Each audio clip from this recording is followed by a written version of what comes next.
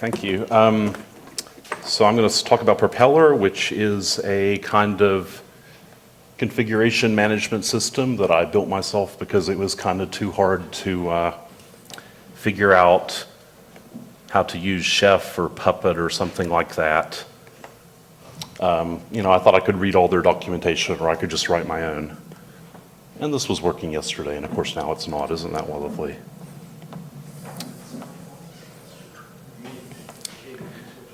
So Propeller is written in Haskell. If I can ever get the display to work, there will be Haskell code and there will be type errors, which are to be expected. Yay! Okay. It's got a website. I believe that might be it. This is my Propeller config file. So it's a Haskell program.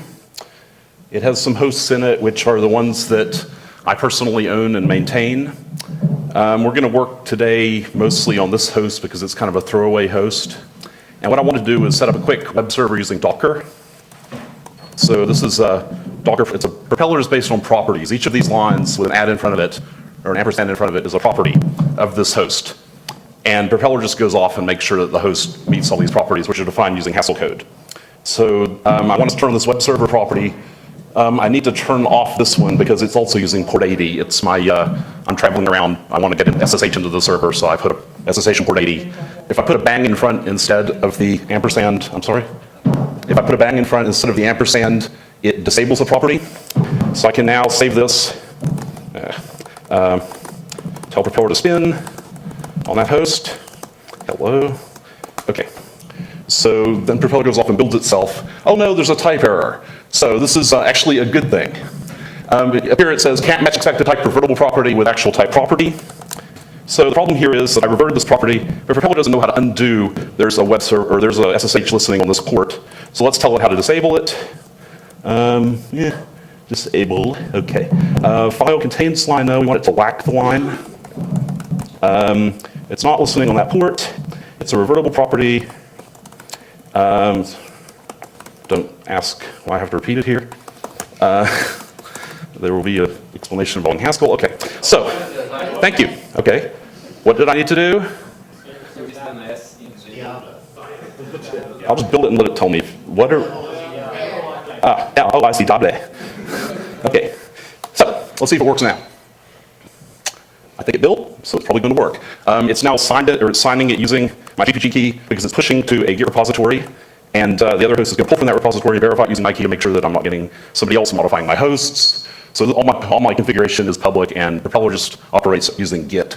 So now it's gone off to client.python.net, which is my server, and it's checking all its properties. And now it's pulling in the Docker image that I told it to use, so it's going to have to download it. This is where, of course, demos get dicey.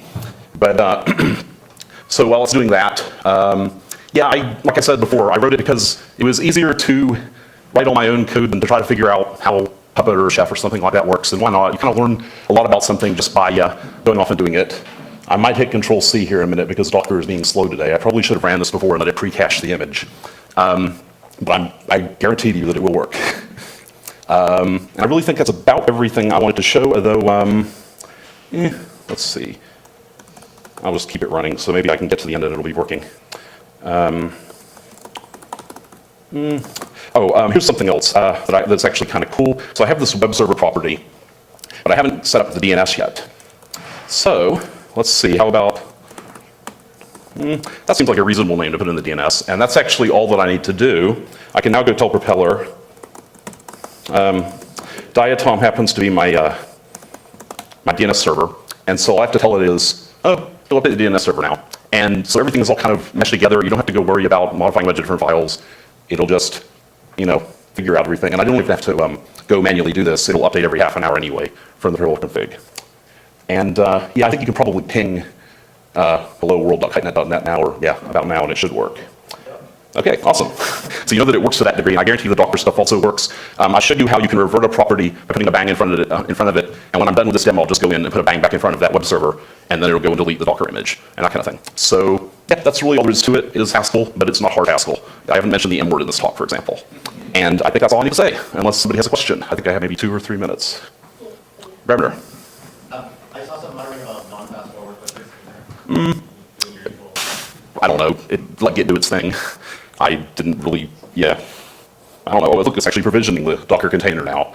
So it has to, of course, go off and download security updates because my propeller configuration, I have standard, that I like to just build from Debian, even though they're Docker images. Why should I go bother running a Docker file and have this perfectly fine configuration language written in Haskell that can just say, oh, make it run on unstable or stable, make it have security updates, make it auto-update with this period.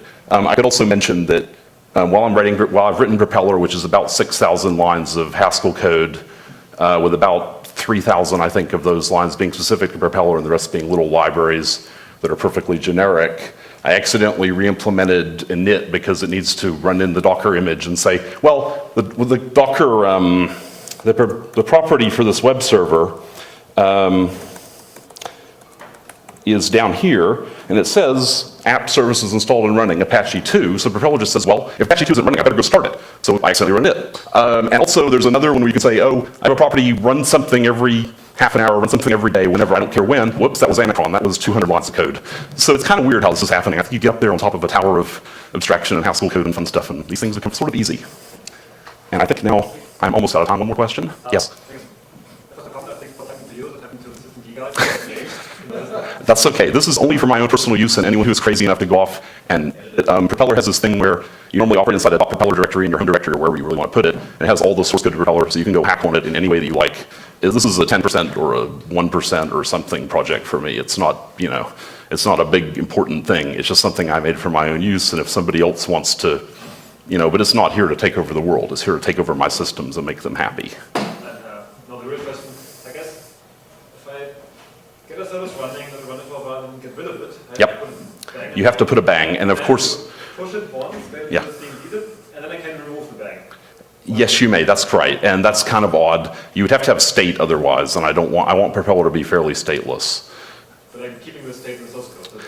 So I can drop in the source code. Right, so I've thought about this. That's one thing. Another thing is, even in this example, I had the problem with two services on the same port, and in Propeller, I would love to be able to detect that in a type-safe manner so that the Haskell compiler can tell me if I accidentally do that. I haven't gotten around to figure out a good way to do that yet. But there's all kinds of fun, options. This web server publishes the outside, it's a Docker image that publishes what is on the outside var.ww inside the image. So now I could go in, let me see, go back up here. Am I out of time? Please just tell me if I am, because I'm coding. Okay, thank you. Whoops, no. Is that right? No. Let's do this. Yeah. No,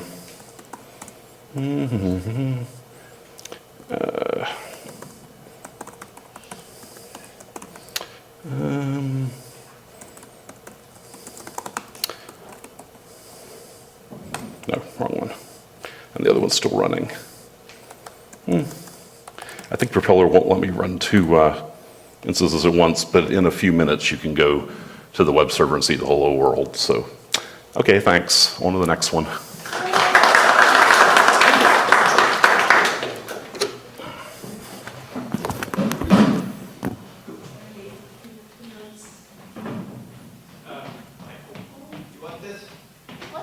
Yeah. No, it's just going to shout.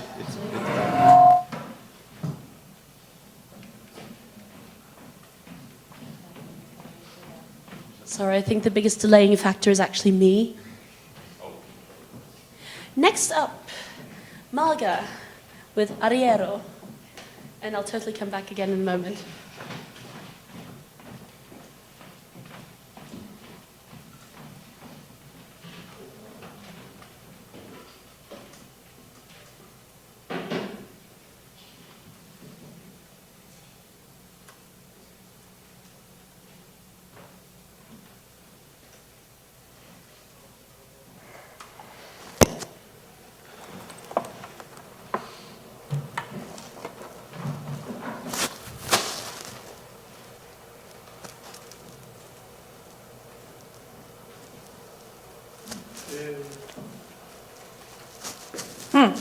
It's not showing what it showed like half an hour ago.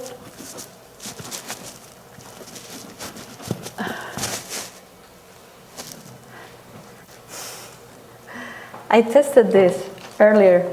Oh. Okay. Yay. So Arriero is a tool for maintaining a lot of packages if you maintain them in Git. So it only works for Git. It doesn't work for other version control systems or other ways of maintaining packages. It's not the Git. It's just if you use Git build package. So if you have your package in Git. The idea of the tool is to simplify all the tasks that you have to do that are automatable, things that are not brain using. Oh, this is not the window I wanted to show. Yeah. I wanted to start in the other desktop. Here. Okay. So it has a bunch of commands, clone, list, pull, push, update. I will show a few of those. I will start with clone.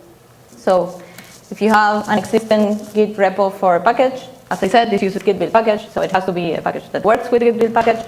It supports several different overlays, so several different configurations of how you structure your package, but it needs to use Git build package. So I cloned it. And it downloaded, the package is Space Zero, it's a game that I maintain, it's not relevant for the talk. So it created this directory, and now if I ask for status of Space Zero, it will tell me that it has a new upstream version. So I will do update, I lost focus.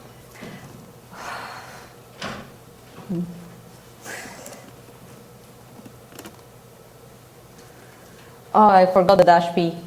I used to complain that it was too noisy, and I made it quiet. And now, if I don't say dash b, it's too quiet.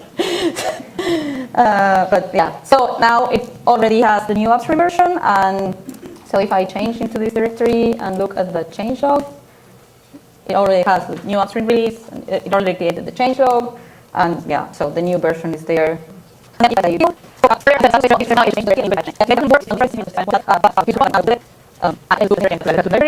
This uses Cow Builder. This is the reason that it's not in testing currently, because Cow Builder was removed from testing, and so Arriero was also removed from testing. But I'm hoping that we can fix that and get Cow Builder into testing. Yeah, it doesn't build. I knew it in advance that it wouldn't build. It's fine.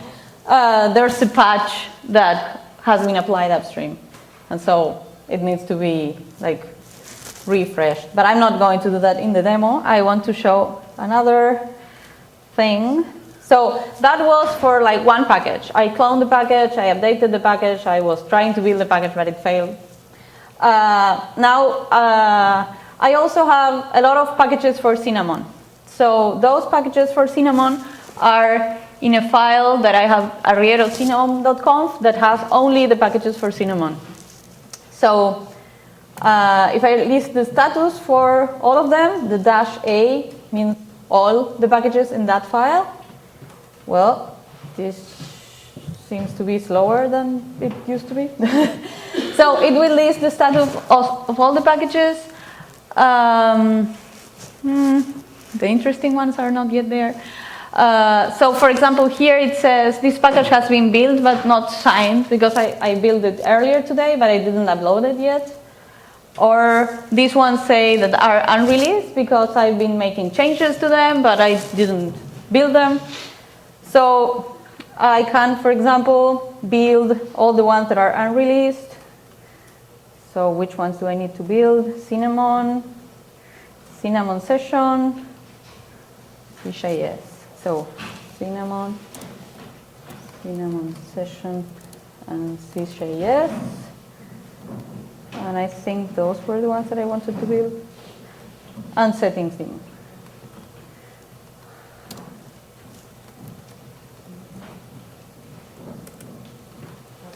So I will now start building those.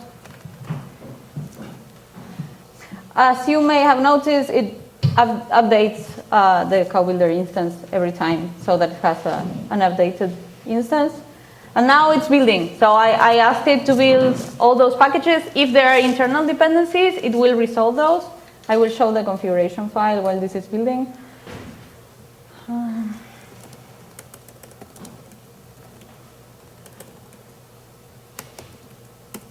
So, for example, here, Cinnamon screensaver depends on Cinnamon desktop. So if I'm asking this, I'm asking it to build these packages, it will build them in the right order. And in order for that to work, I need to upload them to like an internal repo, and it also can do that. So if I need to do that, I can just upload them to the internal repo, and it will do in the right order. So you need obviously to specify this because it's, well, not obviously, but it's not yet so intelligent that it can realize the dependencies. It could be, but it's not yet. But if you specify this, it will build in the right order. So this is now building. We will let it build. But I had one that was already built and just ready to be uploaded. So I'm going to do that now. So here I'm using the exec command, which can operate on any packages and can receive, like here it's receiving the changes file and can receive a bunch of different fields that I may want to use. In this case it's the changes file, but I could want to operate on many variables on the packages. And so, which one was the one that I wanted to upload? Control center, right?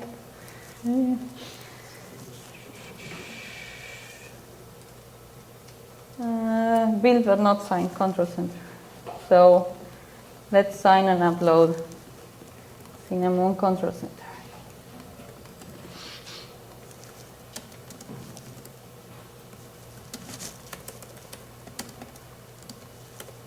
No. Yeah, and it's uploading. So I did it for one package, but I could have done it for like all the packages. Yeah, if I had like a catcher of the key, I wouldn't have to write my password every time. Otherwise, I need to write my password every time for each package. Yeah, and that's basically it. I have time for maybe one question. No? No questions? Okay, thank you very much.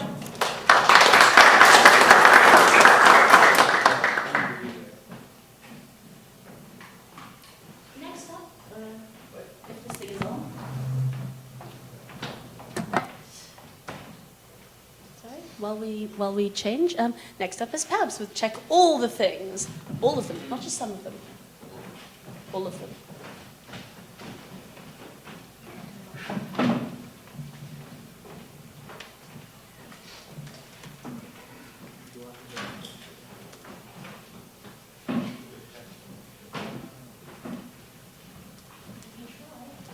Are you attached to the mic? Put your hand on it.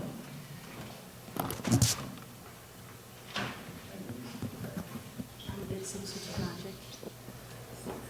That's the button.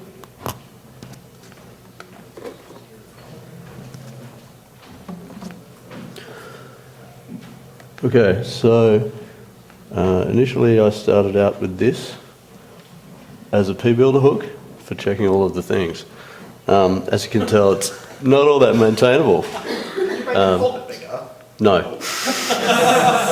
That's the whole point. So I started working on refactoring and rewriting it, and it was equally as bad. But then I found out that Jacob Wilk has started also rewriting it at the same time in a Python script and a much more maintainable manner. This is what it looks like. Checks a bunch of things with a bunch of tools, and you get a lot of output. And these are all the things that it didn't check because there was nothing matching. Yeah. As you can see, it can check a lot of things. And there are many more things that could be checked. If anyone wants to help with all those new things, that'd be great. Yeah. And the whole point of this is to check all of the things and fix all of the things before you upload, or just the ones that you have time to fix. Again? So it's meant to be package checking? Yes. Eventually, when Enrico's deb dry thing works, you might be able to automatically package and check some upstream code. Any questions? Where's the microphone?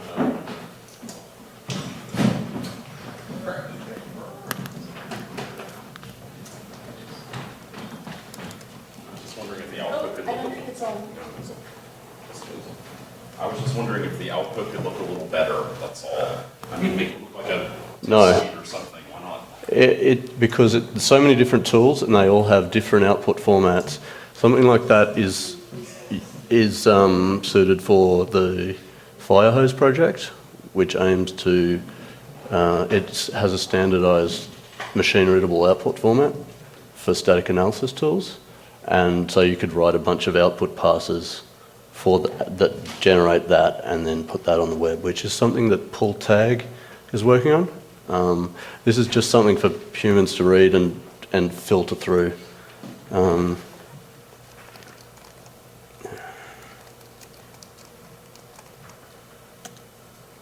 So this is the README.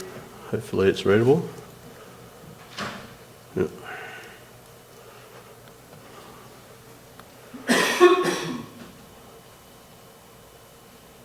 Oh yeah, it's pretty easy to thanks to the work of Jacob, it's pretty easy to write new tests. One line of matching files and one line of command, and in the future there'll be MIME type matching as well. I haven't implemented that yet. So yeah. Any other questions? Where do I find this? This is in CollabMate. Git repository is called checkallthethings.git with dashes. And please commit new tests.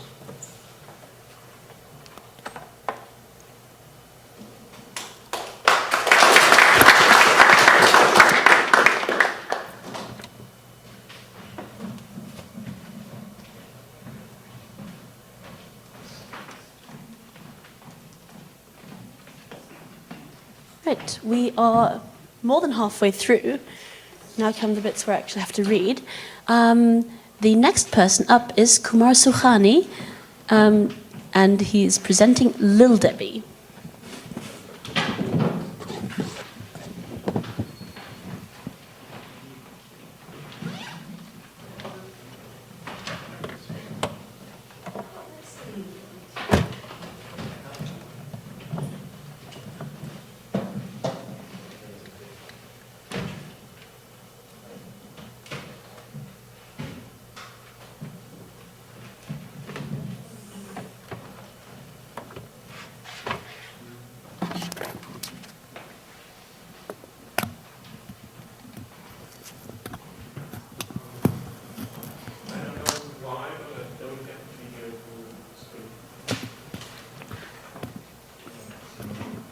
Is the sound working?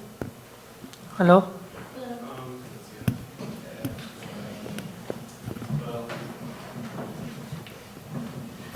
Actually, here, use this. No, I'm done. I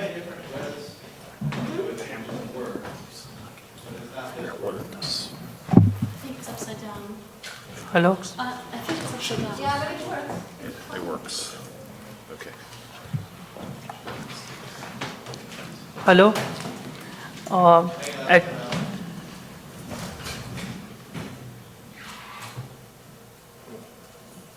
No, it's, so the projector's showing it, it should be back here. Yeah, I don't know.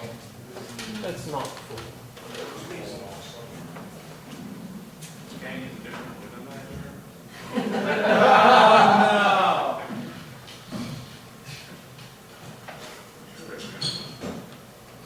We're gonna have to do the camera pointed at the screen thing, which, It's annoying. yeah, makes us sad.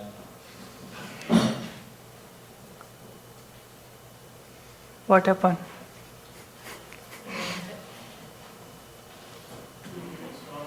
All right. We can start?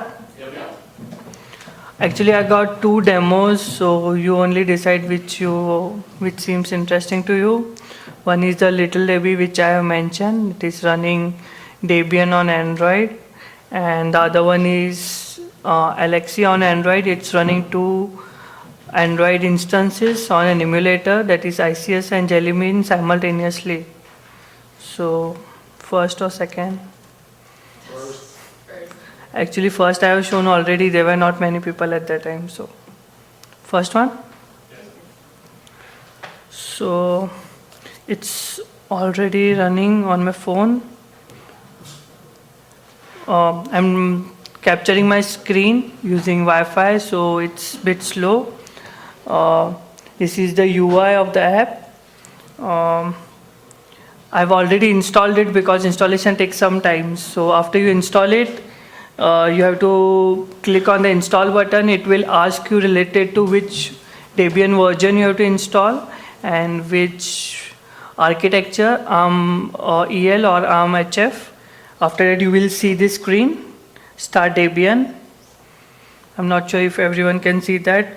After clicking on Start Debian, the Debian, it doesn't start up the UI. It runs the command line. So I can use Android terminal application to trigger the command line commands. So it's not visible to you. So this is just the emulator application which can run the Debian commands, and you can write scripts and all in this. It's totally an Debian rootfs, which has even Android devices mounted in it.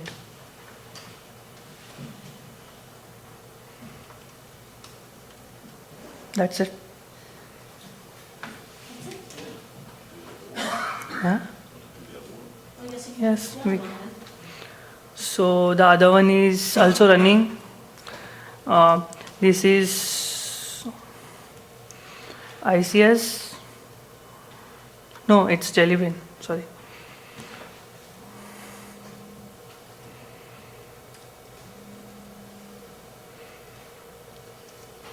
.4.1.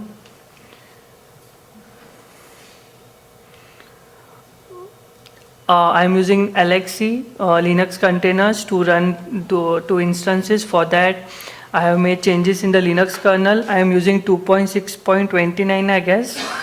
For that, I have to enable few Alexi related features which are essential for running Alexi. And I am using host as an stripped Android, which is I'm just using ADBD for it, and it just starts the 2 container, like it's a controlling host kind of thing. It doesn't run the GUI. And I have run this application which does the switching. So actually I have to run this as a service, so volume up or some combination of the keys for container 1 and other combination of keys for container 2. So now it's ICS.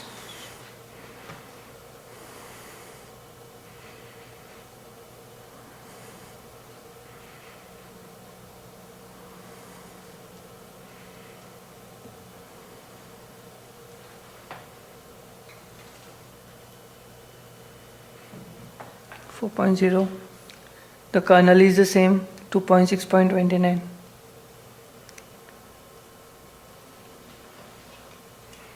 That's it. How do you get out of the container into the other container? Can you switch out of that container and into the other one without rebooting? Yes, to the same way. Okay.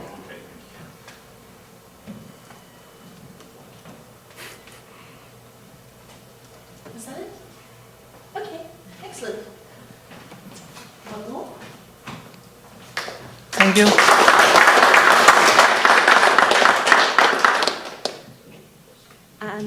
And last but not least, soon as I manage to get my phone to stop. Last but not least, we have Abhishek Bhattacharjee, hopefully I pronounced that correctly, giving us the DEP11 generator, and that's a GSOC project. And we'll just take a moment to do setup.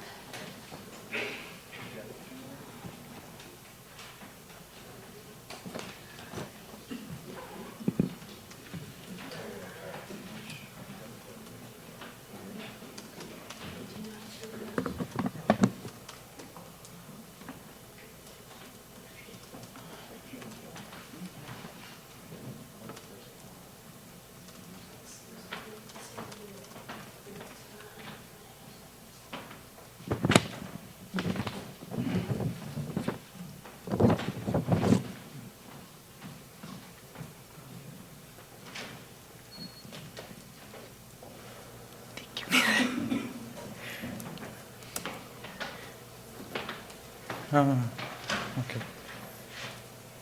Look good.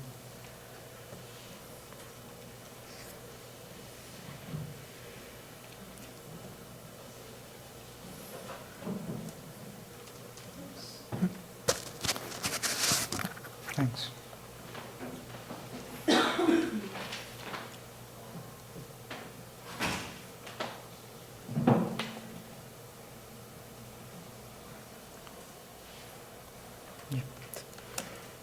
Okay, so this was my GSOC project this year.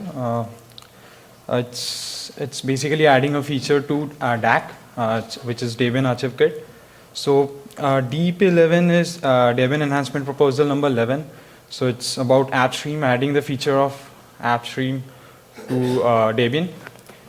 So what basically this does is it is a generator. This piece of code is a generator which will generate some data according to the AppStream specifications. And so basically what I did was adding a command to DAC to generate data. So what you do is you run this command with a suite name option. You provide the suite name for which you want to generate the data, and I'll just show you the usage. But so the main option is to add a suite name, and the next is you can clear the caches. That means if you have some stale data residing in your servers, you can clear it using the -c option. Yep. So I'll just show you what it does. So it will read some data. It takes some time. It will read the data. Can you make that font about 4 times larger? Okay. And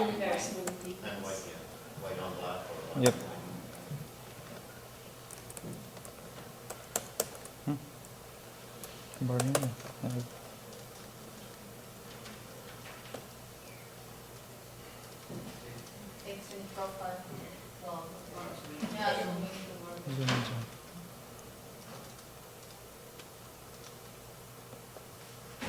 Good. That's control plus control? Shortcut काम नहीं कर रहा है. It's not working. Huh? Yeah. Is this good? Okay. Yep. So this is the command which you run. So it says reading data. It reads the data from the DAG database, which is on a Postgres database, and it will print something that it will print all the dev files that it is passing. So from the suite, and what it does is it takes the icons out of it and it saves the icon. It will also save the screenshot if it has got any. So now because I don't have much time, so I'm just running it for the contrib component. So we have other tool that is non-free and main, so which are rather bigger. Main is kind of bigger, which takes a lot of time. So it will also fetch out the screenshots and it will keep it in your server. So this is how the data looks. So this is, it says the file, it has got a header, it says the version of the app stream and the suite name. Then it will have data for each component of the packages which we passed. So it will have various stuff like this. So for example, it also supports localization. If you have a package name in several languages, it will keep those data also. So this will have several such files like this.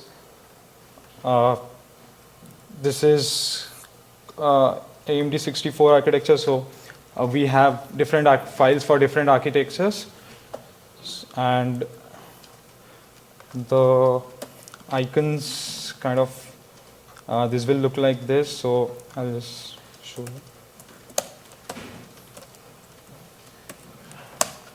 So this is kind of what I save in the server. So there will be icons, and this is basically a naming can you see this? Oh, yeah? No? Sorry.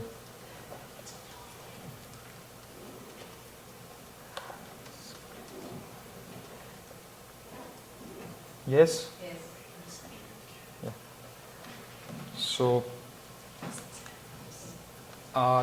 So this is the suite name, this is the component parts, and then we have a naming specification for each directories, so that when we are using the clear cache command, we can find this stale data. So for example, if I'm removing some package and I don't need data of that package anymore, so that's when I run the clear cache command, and so that it can find out which data it needs to remove.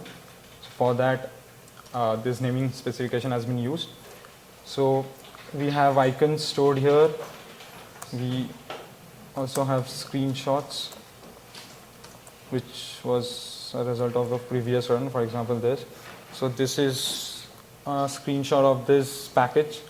So what I do is I fetch out it from the URL that has been provided in the files inside the package, and then I again change the URL to our servers, to the FTP servers, so that it can be accessed by the user, whoever using the data, the YML data that is being generated. So whoever is using that data can access these screenshots, and that's how this data looks. So this can be used by software center like applications to make a software center like application basically. So it will have a library which will read this data that is being generated. So that libraries can be used by, for example, some application like Apple or Ubuntu Software Center, for example. They can use that library to read the data that is being generated, and then it can provide various kind of feed, information to the user who is installing a package. It can provide it with screenshots, dependencies, binaries and libraries it installs and stuff like that. So that's it. Questions?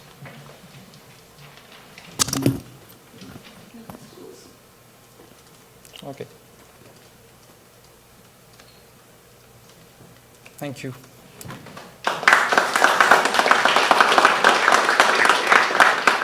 Right, many thanks to everybody who came and presented. And for similarly themed light entertainment, there will be the lightning talks on Sunday evening just before the closing ceremony. See you there. There's still time.